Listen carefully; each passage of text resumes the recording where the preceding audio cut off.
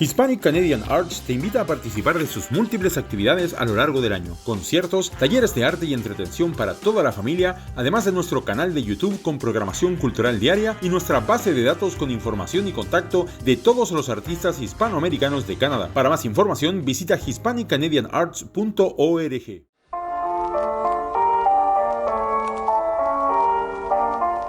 Hispanic Canadian Arts and Cultural Association presenta Buenas tardes, Canadá. Un espacio que te acerca al talento hispano en nuestro país. Música, danza, canto, teatro, eventos culturales, festivales y mucho más. Buenas tardes, Canadá. Comenzamos. Muy buenas tardes, Canadá. Te saludo con muchísimo gusto en este miércoles 10 de abril, ya son las 3 en punto. Mi nombre es Ivette Hernández y te doy la más cordial bienvenida al programa del día de hoy. Y hoy estoy más que complacida, tengo el honor de recibir en estas cabinas, en este espacio, a un gran invitado que está aquí para contarnos más acerca, sobre todo, de la labor que es el periodismo aquí en Canadá. Un gran personaje con una amplia trayectoria, así que te doy la bienvenida, muchas gracias, esperemos que estés teniendo un gran día, gracias por sintonizarnos. Te platico un poco, hoy tenemos como invitado a José Bendezú, quien ya les contaba, tiene una amplia trayectoria en el quehacer pues noticioso, tiene mucha experiencia. José, bienvenido, es un placer y un gusto recibirte, ¿cómo estás?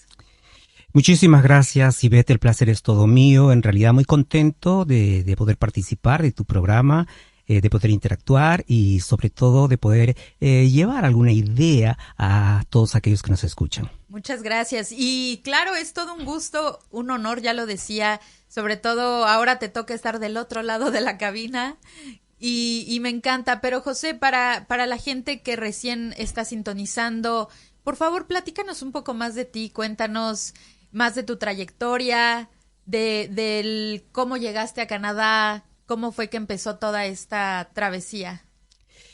Bueno, llegué a Canadá el año 2005, hace casi 19 años, en agosto, y como la mayoría de los que aquí venimos, con contadas excepciones, tuve que reinventarme, ¿no? Es decir, buscar un nuevo camino por las dificultades inherentes a todo inmigrante nuevo.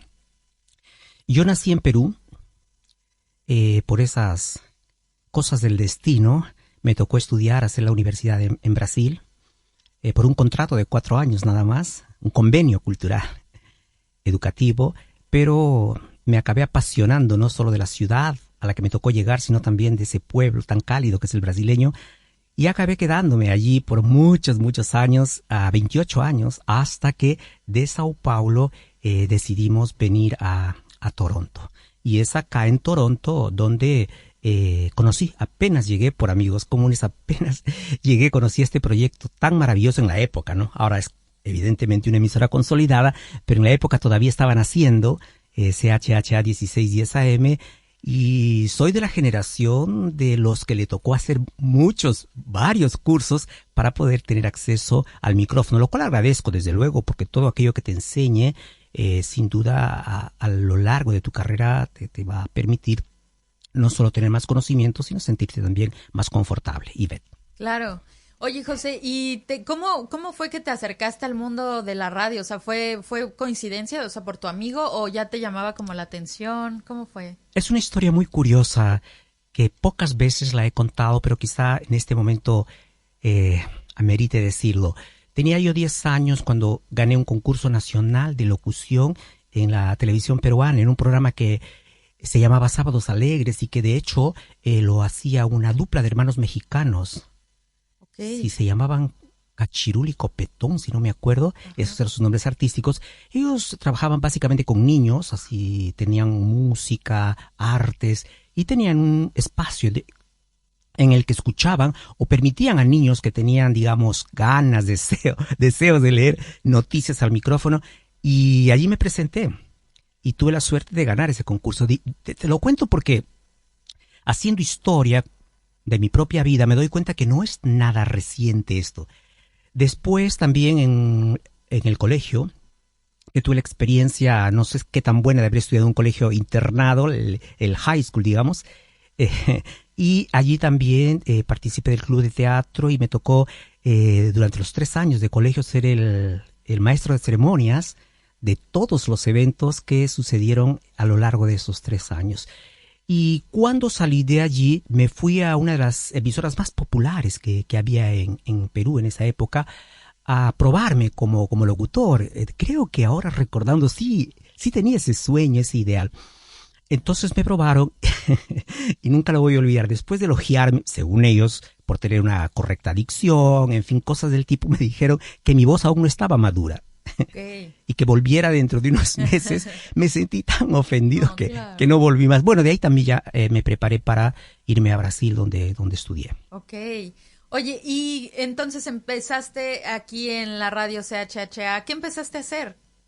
¿Cuál era tu rol, tu función? Pasé un buen tiempo solamente elaborando noticias.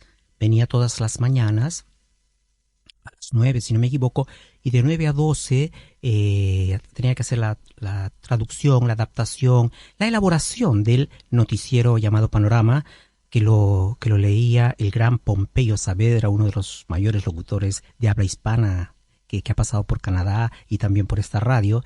Entonces a mí me tocaba hacerle las noticias para que Pompeyo las leyera. Okay. ¿Y cómo fue eso? ¿Te enfrentaste como a algo nuevo, me imagino, algo o como que se te facilitó?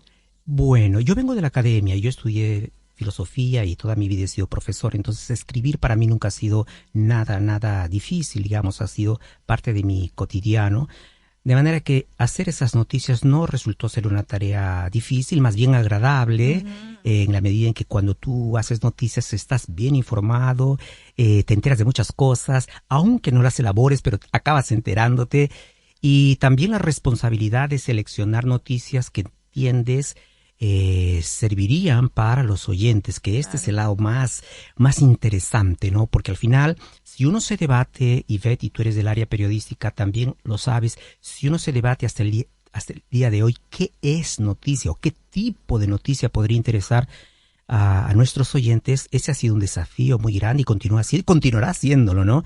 Porque al final, todo lo que nosotros hacemos tras el micrófono es intentando que nuestros oyentes nos escuchen y lo aprecien, lo valoren y les sirva. En el caso de las noticias, les sirva. Hay un porcentaje, no sé cuánto exactamente, pero bastante razonable de personas que tiene dificultades con el idioma inglés y prefiere o necesita informarse en español y a veces necesita noticias locales, canadienses. Y esa es la misión que nosotros hemos tenido. Justamente. Y actualmente te dedicas igual a redactar noticias. Cuéntanos un poco de lo que haces ya en la actualidad. Y me gustaría también que nos platiques un poco cómo ha cambiado a lo largo de los años, porque esto que me platicas fue hace unos años que empezabas, cómo ha evolucionado a través de los años, el seguir informando a la comunidad de las noticias en su idioma. Primero, lo que me decías primero, ¿no? De cómo, ¿cuál fue la primera pregunta? Que estaba concentrado en la segunda. Sí, primero, ¿cómo has visto cambiar? Correcto. Ivette, en realidad sí, por supuesto, te diré que yo te voy a hablar, y no puede ser de otra forma, desde una perspectiva bien personal, ¿no? Creo que la llegada de las redes sociales, fundamentalmente de las redes sociales, ha cambiado un poco la forma como la gente se está informando sobre el mundo. Y si nosotros pensamos, Ivette, que generalmente elaboramos nuestra perspectiva de vida a través de las informaciones que nos pasan, la cosa se complica. En realidad, lo que yo veo es que hubo una época en la que las personas buscaban los diarios, la prensa escrita, noticieros, o en la radio, o en la tele, y se detenían a escuchar la noticia completa porque les llamaba la atención, porque les interesaba, porque querían estar informados. Y era una noticia desarrollada, elaborada, con inicio, medio, fin, cumpliendo los aspectos básicos de una información, ¿no? Es decir, el lugar donde se da el hecho, la fecha y los protagonistas, por decirlo así, ¿no? Sí. Sin embargo, hoy en día la información para las nuevas generaciones me da la impresión de que se da en dosis homeopáticas, es decir, a través de las redes sociales apenas titulares o extremadamente condensadas las noticias. Imagino yo, con buen senso, que esto serviría para aquellos que se interesan por determinada noticia buscar más allá de eso. Pero lo que desafortunadamente muchos estudios muestran, Ivette, es que generalmente las personas se quedan apenas con esa información. Y si a ello le añades, córtame cuando quieras, si no yo voy hablando. No, por favor, continúa. Y si a ello añades la cantidad de noticias falsas que se difunden, entonces estamos ante un problema grande, porque muchas personas desafortunadamente se quedan con esa noticia, no verifican su origen, no solo creen en eso, sino que pasan a difundirla inclusive. Es una situación bastante difícil, creo yo, por la que atraviesan las comunicaciones como un todo, la información como un todo en estos días. Claro, es una situación muy delicada. Te quiero recordar que nuestras líneas están abiertas. Como siempre, queremos escucharte, queremos saber de ti. Si tienes alguna duda, pregunta, comentario, estamos aquí para escucharte al 416-785-0680 o si prefieres también nos puedes escribir al WhatsApp 416-577-0228. Te recuerdo que seguimos en la conversación con nuestro invitado de hoy, José Bendezú, periodista radicado principalmente aquí en Toronto. Ya nos estabas contando, José, acerca de un poco de los inicios, de cómo te reinventaste de esta experiencia profesional. Y bueno, empezábamos a platicar acerca de los medios, la información y también la relevancia que adquiere la labor, la profesión periodística, la labor periodística en un contexto inmigrante, internacional, lo cual, bueno, adquiere bastante relevancia. ¿Cómo has sentido? Digo, ya nos contabas un poco, empezaste en la radio redactando noticias y después fuiste escalando, fuiste continuando por ese camino, ¿cierto? Así es, así es. Ivette, por tu experiencia sabes que a veces en la radio uno tiene que estar actualizándose siempre y no dedicándose exclusivamente a una función. Y yo ya venía preparado por los cursos y talleres que te dije que hice antes de llegar al micrófono para asumir un programa. Fue así que hubo la oportunidad y acabé siendo responsable por el noticiero de las 12 del mediodía, de 12 a 1, de lunes a viernes, todos los días durante muchísimos años. Muchísimos años. Quisiera hacer un paréntesis, si me permites. Pusiste una canción de Diego Marulanda y este cantante colombiano hace parte de la historia de esta radio también. Claro. Muchas veces ha estado aquí, ha compartido su arte y he tenido oportunidad incluso de entrevistarlo algunas veces. Y un saludo para Diego si nos escucha y para toda su linda familia.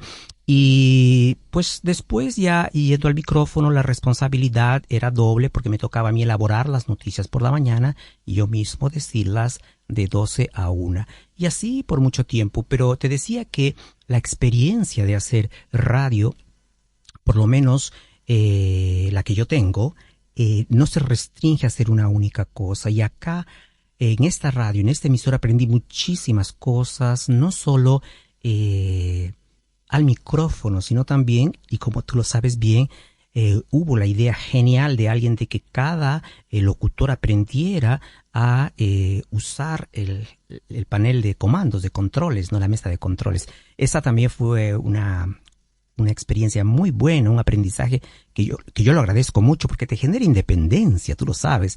Es posible que tú mismo puedas manejar todos los botones, puedas salir al aire sin necesidad de estar esperando a otras personas. Esto, no sé si me equivoco, pero me da la impresión de que se da más en radios comunitarias. Me parece que todavía en radios comerciales existe la figura del profesional que solo se dedica a la mesa de controles y los locutores que solo se dedican a locutar. Pero en fin, también tuve la oportunidad de participar de un aspecto importante de la radio, Ivette, que era hacer coberturas electorales, ¿no? Es decir, nosotros acá en esta emisora pudimos llevar por muchos años, y bueno, en realidad ya no lo voy a decir en pasado porque con esta actividad hemos retornado a esta emisora haciendo las coberturas de los procesos electorales más importantes de América Latina durante 3 horas los días domingo, que generalmente son elecciones los días domingo, en realidad siempre son domingo, con excepción de la estadounidense y la canadiense, el resto de los países latinoamericanos las elecciones son los domingos. Íbamos al aire de 6 a 9 y hacíamos un programa completo con análisis de lo que sucedía en el país. Teníamos un panel, tenemos un panel de invitados muy especial, también de varios países, de varias formaciones, y que podían traducir un poco para el oyente lo que pasaba en cada uno de esos procesos electorales. Hacíamos enlaces internacionales, hemos tenido oportunidad de entrevistar a figuras muy, pero muy importantes de algunos países de América Latina. Y finalmente, si me permites, una actividad que estaba más ligada a un pasatiempo que son los deportes. Hubo un programa acá también en una época que se llamaba Polémica Deportiva, conducida por Fernando Sorokin, un periodista argentino, y yo hacía los controles, participaba también desde luego, y era un grupo como de 5 o 6 que analizaban los resultados de los partidos, pero fue una experiencia muy linda porque fue un programa que tenía una audiencia bastante grande. Y yo puedo dar fe de eso porque yo estaba a ese lado y yo era el encargado del teléfono. Tuvimos que pedir a una chica voluntaria de Ecuador que ella tuvo que hacerse cargo solo del teléfono porque si no yo no podía participar ni mover los botones. Pero fueron experiencias lindas. En verdad, todos los recuerdos que yo tengo de esta emisora son muy hermosos, Ivette. Tu experiencia, tu trayectoria ha sido muy, muy grata, muy también extensa. ¿Cuál ha sido como algún momento que haya representado, haya sido como muy significativo? ¿Algún tema en particular que cubriste? ¿Alguna entrevista? ¿Algo en particular que se te venga a la mente que haya sido como significativo a lo largo de tu carrera periodística aquí en Toronto? Bueno, en realidad la función de hacer noticias todos los días era muy importante. En esos noticieros teníamos oportunidad también de entrevistar a gente muy, pero muy interesante, que tenía algo para decirnos, pero yo me quedo con las coberturas electorales, quizá porque haya de mi parte una pasión mayor por estos temas, una curiosidad mayor por el tema de la administración pública, de la administración política, de las gestiones políticas, ¿no?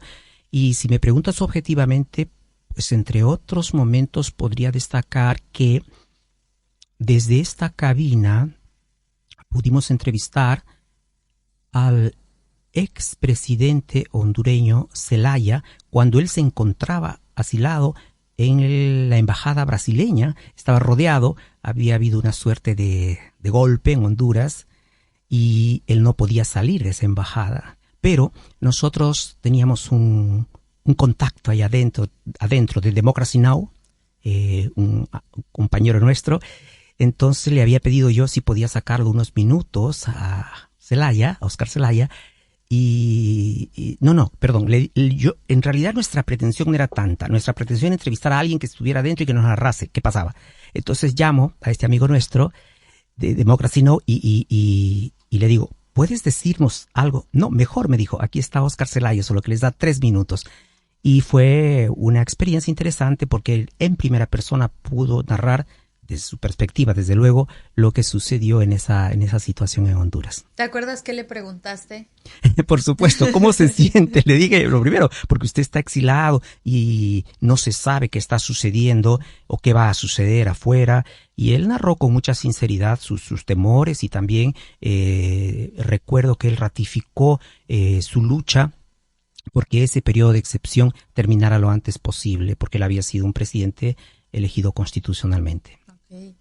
¿Alguno de los desafíos, barreras, dificultades que hayas experimentado en esta labor periodística? Quizá las dificultades naturales, Ivette, de pertenecer a una comunidad que está en crecimiento, pero que todavía me parece no tiene la fuerza suficiente como para tener un peso, por ejemplo, en el panorama político canadiense. Quizá quizá eso un poquito, ¿no? Por ejemplo, a veces nosotros, algunos por lo menos desde aquí de Canadá, miramos con cierta envidia de la buena, la envidia buena a nuestros colegas periodistas en Estados Unidos, donde sí gozan de una infraestructura espectacular. El universo periodístico hispano hablante de Estados Unidos es muy grande y los profesionales también allá son bastante mejor remunerados, obvio, es mercado. Y por ahora todavía nuestra comunidad, reitero, está en pleno crecimiento. Claro. En algún momento, por supuesto, alcanzaremos a tener un canal de televisión en español de Canadá. Sí. Muchas emisoras de radio de Canadá. Hasta el momento, pues esta es la única emisora, digamos, radial, claro, en español en Canadá. Sí. Seguimos en expansión. Así es. Con un futuro que se ve bastante prometedor. José, cuéntanos un poco más de tus actividades, a qué te dedicas actualmente, cuéntanoslo todo. Por supuesto, Ivette. En realidad estoy más volcado actualmente a la prensa escrita. Trabajo en una página que se llama thespanishmedia.ca y en esta página yo soy el responsable por las noticias canadienses. Esa es mi misión, mi función. Y para mí, Ivette, es una satisfacción poder analizar algunas noticias de varias fuentes y redactar una nota, un artículo para este medio. Cada día redacto 2, desde luego, esa es mi función. Y creo que, como te decía, es satisfactorio imaginar que alguien puede informarse, enterarse de lo que está sucediendo en Canadá en tiempo real, porque cada día se hace eso, claro, y de notas que consideramos importantísimas, como por ejemplo el caso de hoy, ¿no? Hoy escribimos un artículo sobre la manutención de la tasa de intereses por el Banco de Canadá en el 5%, noticia que para muchos no ha sido muy buena porque entienden que la tasa de intereses está elevada y que ellos tienen que pagar hipotecas, etcétera, etcétera, y mucha gente que tiene deudas. Esta es una de las noticias, por ejemplo, ¿no? Que salió el día de hoy, ¿no? Claro. Otra también acerca del presupuesto que van a presentar el martes próximo el gobierno federal y de qué manera se va a trabajar el déficit fiscal. Es decir, al margen de la promesa de los políticos, del primer ministro, la ministra de Finanzas, de que su foco ahora es la juventud que tiene dificultades para encontrar empleos, etcétera, etcétera. Fuera de las palabras vamos a ver qué es lo que efectivamente van a presentar y cómo van a manejar el déficit fiscal. Entonces todos estos temas yo intento diariamente traducirlos a un lenguaje bastante más asequible para que cualquier persona las lea o los lea esos artículos y puede estar informado. Esto del punto de vista de mi trabajo, digamos, en prensa escrita. También tengo otra función, yo grabo muchos comerciales en el universo lusófono, ¿sabes? Tengo un espacio en el mundo portugués y allí grabo comerciales que digamos, ya lo hago hace muchos años, desde luego. Y finalmente, en términos de radio propiamente, he retornado a esta casa en la que me formé, apoyando a Horacio Vigolín en un programa todos los martes sobre psicología. Y te comento rápidamente, a mí en lo personal, me parece muy importante este retorno de Horacio porque en un momento en que el mundo entero se depara con problemas serios de salud mental, Canadá desde luego no es la excepción.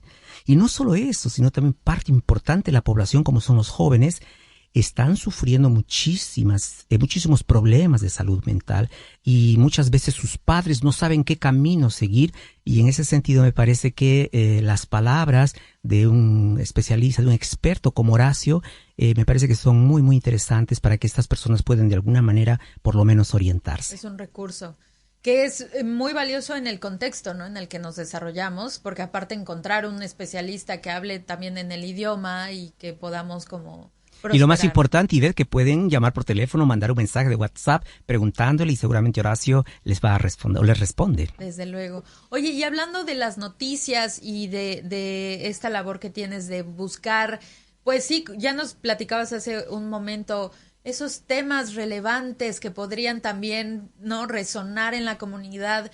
¿Cómo tú has tenido también este acercamiento, esta conexión? ¿Cómo has logrado identificar qué son los temas que la comunidad le interesan y que también que a la comunidad le impactan? Porque también esto es importante decirlo. No es una tarea fácil, Ivette. Yo creo que gracias a los años que pasé acá haciendo noticias todos los días, yo pude un poco ir aprendiendo o entendiendo qué tipo de noticias le interesaba a qué sectores de la comunidad también, porque es un poco así, ¿no? Y hoy en día ya tengo más o menos claro ese panorama. Entonces, cuando yo empiezo mi investigación muy temprano, todas las mañanas, en varios medios, todos desde luego canadienses, intento escoger aquellas noticias que tendrían más importancia para nuestra comunidad. De a partir de allí todavía tengo que seleccionar 2. No es una tarea muy fácil, pero al final es un placer poder hacerlo. Porque te gusta. Sí, sin duda, claro. A mí me gusta escribir mucho. Claro. Oye, y cuéntanos cuál, en este sentido, igualmente de las noticias, ¿cuál es el desafío, la mayor preocupación de la comunidad, no solo a lo mejor latinoamericana, sino de la comunidad en general sobre los temas de la ciudad en Toronto? ¿Cuáles consideras que son como las noticias, el común denominador, lo que siempre está como latente?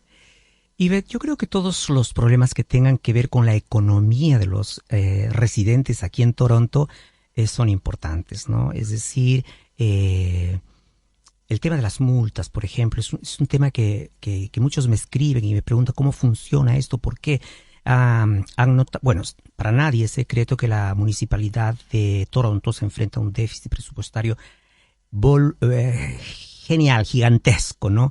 Y que a pesar de estar reivindicando ayuda tanto de la esfera federal como de la esfera provincial, es una tarea muy, pero muy difícil ecuacionar ese déficit. ¿Eso qué significa? Pocos recursos para poder invertir en servicios para la población.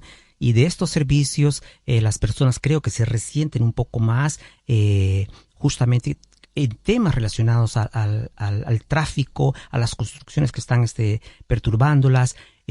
También creo yo que sectores de la población que ven que mucha gente llega todos los días a Toronto y no encuentra la infraestructura necesaria como para poder supervivir. De hecho, muchas personas, como no es secreto para nadie, a pesar de ser muy triste decirlo, literalmente viven en las calles. Sí, tal cual. Y lo vemos todos los días. Esa es una de las preocupaciones mayores porque la gente siempre tenía en su imaginario que Canadá, un país tan rico, no podría permitir eso. Pero desafortunadamente ni siquiera es solo Canadá. Casi todos los países de la OCDE, es decir, los países más ricos del mundo, casi todos ellos enfrentan los mismos problemas. Cuéntanos cómo abordas temas sensibles o controversiales. ¿Cómo los...? En ese sentido, yo quizá por mi formación filosófica, Ivette, no tengo mayores problemas, ¿no? En realidad intento sí ser bastante responsable con el lenguaje, que esto es lo que es importante porque demuestra el respeto que tienes hacia tu lector. Eso es una cosa, pero no por ello debes dejar de decir las cosas que tienes que decir, ¿no? Sé que para ciertas comunidades, quizá entre ellas la nuestra, hay aspectos, digamos, de la sociedad canadiense que no diría propiamente que incomoden, pero que están distantes a ellas. Por ejemplo, estas políticas que protegen a ciertas minorías, ¿no? Entonces, a veces es difícil para algunas personas entender cómo las políticas gubernamentales tratan de ayudar a ciertos segmentos de la sociedad que por pertenecer a minorías acaban, digamos, teniendo una vida más difícil. De hecho, hay grupos que son contrarios a estas políticas públicas, Ivette. Y eso diría yo que es lo más engorroso de todo esto, pero yo no tengo ninguna dificultad en narrar lo que pasa. Oye, ¿y cómo fue cuando pasó este tema de la pandemia? ¿Cómo lo viviste desde la perspectiva profesional? ¿Cómo fue? Si te cuento no me vas a creer, Ivette, pero es verdad. Y yo ya hace un buen tiempo hago casi todo mi trabajo sin salir de casa. Entonces, para mí, en lo personal, en lo individual, la pandemia no significó mucho porque yo ya estaba de alguna manera aislado, ¿no? Pero sí sé que ha sido un problema serio para muchos trabajadores. La economía y la economía mundial, ¿no? Pero hablando de Canadá, la economía canadiense sufrió mucho y todavía está recuperándose. De hecho, cuando se habla a veces un poquito de economía, casi siempre se tiene que citar periodo post-pandemia, pre-pandemia, durante la pandemia, ¿no? Porque esos casi 3 años fueron difíciles para muchos sectores de la economía. Mucha gente acabó siendo perjudicada, ¿no? Otra gente, sin embargo, reconoce que el gobierno habría de alguna manera ayudado, apoyado a mucha gente que verdaderamente lo necesitaba. Sí, y también te pregunto especialmente porque también la responsabilidad de informar sobre los acontecimientos de ese momento y informar pues para la comunidad que justamente es me imagino otro aspecto, ¿no? Porque claro, estás informando también para la gente en su idioma y todo claro, esto. Evitamos el uso de la primera S del periodismo, sensacionalismo. Evitamos a todo costo eso, ¿no? Tú puedes narrar, reitero, cualquier noticia sin necesidad de alarmar a tu lector. Oye, ¿y cómo crees que ha seguido evolucionando el periodismo en los últimos años, desde los primeros momentos en los que empezabas a desarrollarte y cómo se ha ido adaptando a la actualidad? ¿Cómo ves este cambio? Yo creo que los grandes medios de comunicación han tenido que hacer uso de las herramientas multimedios de la actualidad, ¿no? Es decir, ya prácticamente no existe un medio que no tenga que, no es que pueda escoger, tiene que, a costo de no sobrevivir, usar, por ejemplo, las redes sociales, ¿no? Aunque a partir de ahí ellos hagan, digamos, un encaminamiento para su noticia, ¿no? Pero necesitan de estas redes sociales. Entonces, lo que yo diría es que hay un segmento que desistió, no pudo más, cerró, ya no es negocio trabajar con esto. Hay otros que son bastante más estructurados, quizá hagan parte de compañías mixtas que en otros sectores o de otros sectores puedan acabar todavía permitiendo su existencia, pero estos tienen periodistas muy, pero muy serios, reconocidos, y que además de elaborar su noticia en sus propios medios, que ya tienen probablemente un público cautivo que los lee, pero ante la dificultad de crecer recurren a las redes sociales para que, si muchos no van a usar el enlace para la noticia principal, por lo menos se quedan con el titular. Y justo en este aspecto que mencionas sobre las redes sociales, las plataformas digitales que en todo el mundo han, tomado un papel primordial para los medios de comunicación, especialmente en Canadá hace poco, con esta nueva, digamos, ley, sí, porque sí fue ley, fue aprobada, la C-18. Fue un tema que también hemos visto que ha impactado mucho a los medios locales y a los medios en español, a la comunidad hispana le ha afectado también bastante. ¿Cómo ves esto? Hay pocos medios, más bien, hay pocos medios para nuestra comunidad. ¿Cómo tú lo observas? Sí, en realidad lo que te decía, ¿no? Que el proceso de crecimiento de la comunidad hispanohablante no diría que ha sido lento, pero está lejos de alcanzar espacios como otras comunidades más antiguas tienen, sin ir muy lejos, la portuguesa, ¿no? Y en relación a esa ley, en verdad, lo que sufrieron los medios fueron las consecuencias de la retaliación, de la venganza de las grandes plataformas que hicieron contra esta ley, para derrumbar esta ley, para luchar contra esta ley, ¿no? Pero creo que en principio, no solo Canadá, varios países la han hecho, Australia también. Sí. Es decir, entienden que no es justo que las gigantes de la información o de las plataformas lucren exorbitantemente con trabajo de periodistas locales, ¿no? Porque solamente difunden, porque necesitan difundir, y pero son ellos los que lucran. Entonces, sí, la ley va en ese sentido, ¿no? De que si quiere que paguen un porcentaje, en fin. Yo creo que independiente de eso, resta todavía trabajo duro dentro de nuestra comunidad para salir adelante con espacios comunicativos de periodismo. Pero ¿qué sucede, Ivette? Hay que también tener un pie en la realidad. Esto no es exactamente rentable. Uh-huh. La gran mayoría de personas necesita supervivir y para ello tienen que buscar de manera absolutamente natural trabajos que puedan pagar sus cuentas, ¿no?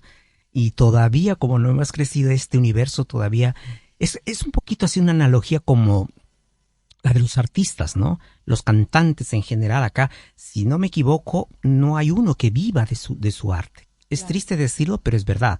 Muchos de ellos tienen prestigio, son contratados y todo, pero vivir exclusivamente de esto no es posible. Necesitan tener otros trabajos. Y un poquito con las comunicaciones, creo que pasa eso también. Muchos tienen que tener otros trabajos y después dedicarle un tiempo a los medios. También lamentablemente se ve mucha, dentro de la comunidad, mucha desinformación. ¿Cuál es tu opinión acerca del papel que juegan, la importancia también de los medios de comunicación en general? ¿Y qué hace falta? ¿Cuál es tu perspectiva? ¿Qué necesitamos? Esta es una pregunta muy, pero muy, muy interesante, Ivette, porque no es gratuito este nombre de cuarto poder a los medios, a la prensa, en el mundo entero, ¿no?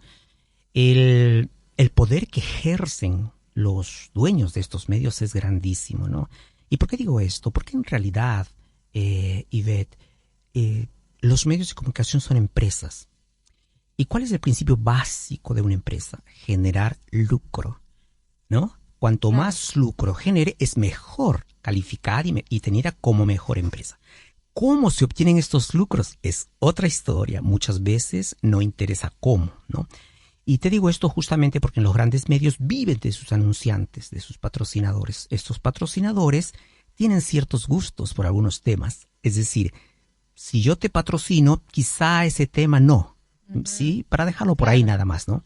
En ese sentido, por una cuestión de justicia, es justo decir que las radios comunitarias tienen un papel fundamental porque no tienen ese problema, no enfrentan ese problema, ¿verdad?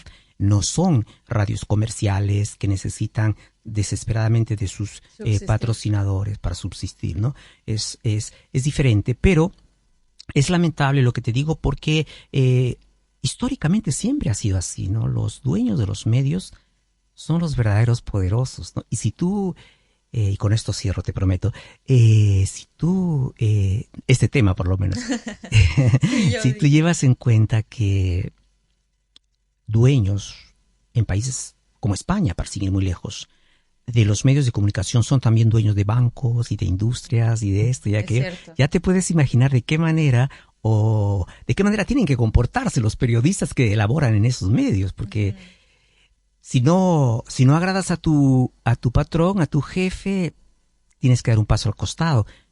Y no lo pueden hacer porque tienen sus vidas y sus responsabilidades. Es una situación bien difícil que a veces, en una suerte de utopía, yo imagino que estas cosas solo cambiarán cuando evolucione la propia mente de los hombres, de los seres humanos, cuando un día se den cuenta quizá de que podríamos todos ser más justos, ¿no? De que podríamos quizá pensar un poco en los otros, quizá acumular bienes materiales, quizá no sea tan importante o tan lindo como hoy en día se cree, ¿no? En el mundo en que vivimos. Desde luego. Es así. Claro. Y hablando más específicamente de la representación también de la comunidad latina en los medios, también canadienses, ¿es poca? ¿Es mucha? Pues yo diría que podría ser mejor. Hay buenos periodistas en varios medios, personas que generalmente o han nacido acá o han venido niños, entonces han tenido su formación acá, por lo tanto tienen un inglés muy, pero muy bueno y tienen esta, digamos, facilidad, ventaja de ejercer su profesión en inglés. Esto desde luego es muy positivo, pero en general, por alguna extraña razón, no se a la mayoría no se integra a la comunidad hispanohablante como un todo, ¿no? Quizá una u otra vez visiten como invitados, qué sé yo, pero diría yo que viven o en el mundo ya anglo o viven en un mundo mezclado, pero bastante distante de la mayoría de los hispanos. Tienes razón. Y por ejemplo, hablando un poco, muy brevemente, el futuro de los medios de comunicación en español aquí, sobre todo en Toronto, ¿cómo lo ves? ¿Cómo lo evalúas? ¿Cómo lo percibes? Yo espero que crezca realmente. Yo creo que en una sociedad multicultural como la canadiense, al margen de que tú puedas creer que esto sea bueno o malo, pero es real, existe, en una sociedad así estratificada, con grupos, con comunidades, cuanto más crece una comunidad, acaba teniendo más ventajas para su propia comunidad. En ese sentido, yo imagino, o mejor espero, que esta comunidad vaya creciendo cada vez más, también ganando fuerza en todos los sectores de la economía Sí. de Toronto o de Canadá en general. Y creo que como consecuencia de ello, también habiendo más recursos, aquellos que se interesen por los medios y que o hayan hecho medios en sus países, porque hay muchas personas que son periodistas de profesión, que ya vienen de sus países así, acá se desilusionan porque o por la barrera del inglés o porque no hay mucho espacio, acaban haciendo otras cosas o acaban superviviendo de alguna manera en medios, ¿no? Pero mi esperanza es que esto cambie no solo con la llegada de los nuevos inmigrantes que cada año llegan, sino también con las nuevas generaciones de hispanos que están, así, porque ese proceso se dio en Estados Unidos, ¿no? Ellos ya están para la cuarta generación, ¿no? Entonces, y como pasó acá con los italianos, ¿no? También. Desde luego. En fin. ¿Crees que sea posible que alguien que... Yo creo que sí es posible. Espero que sí, yo también tengo esperanzas en que así sea. Probablemente yo ya no la vea, pero... No, yo sé que sí, yo sé que sí. Esperemos que siga creciendo la representación de la comunidad, no solo en los medios de comunicación, digo, en esta ocasión estamos hablando... En todos los sectores de la economía. Todos, claro, porque por claro que es una comunidad creciente y como dices, claro, nunca lo había pensado así, que por ahora es grande, pero... veremos el impacto en los años posteriores, porque Exacto. de ahí va a surgir las futuras generaciones. Y si vieras que en el campo cultural, como un todo, la riqueza que tenemos aquí en Toronto, con gente de muchos países latinoamericanos, hispanoamericanos, bien talentosas, pero que ven que no tienen mucho espacio para poder demostrar su arte, para poder compartir su arte. Esa es una pena, pero es nuestra realidad, por lo menos en estos momentos, ¿no? Claro. Pero déjame decirte que ver personalidades como tú, profesionales como tú, realmente que sí es una inspiración para las personas que venimos llegando, para las personas que buscamos un futuro aquí. Y escuchar de ti, escuchar de tu trayectoria y sobre todo conocer más de tu profesionalismo, de tu labor. De verdad que lo agradezco mucho, lo valoro muchísimo, José. Yo te agradezco, Ivette. ¿Me permites hacer una invitación? Tenemos una invitación, por supuesto, que nos platicabas. Cuéntanos. Mira, uno de los aspectos que a mí más me interesan acá siempre ha sido el tema cultural, artístico, ¿no?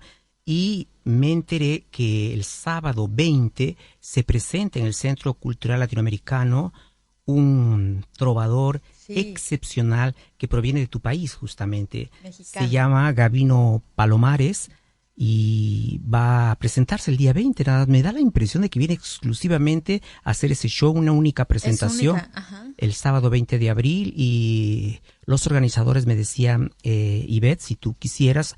o ahora o en otro programa, que ellos podrían disponibilizar un ingreso para alguien que se interese. Un ticket. Un ticket, exactamente. Es el sábado 20 de abril a las 9 de la noche, dice única presentación, sitios limitados. Gabino Palomares, que es un trovador, uno de los más importantes, uno de los pioneros en América Latina, autor de una de las canciones, a mi modo de ver, o creo que el de muchos, más importantes, que es justamente La Maldición de Malinche, que es una canción muy, pero muy actual, inclusive.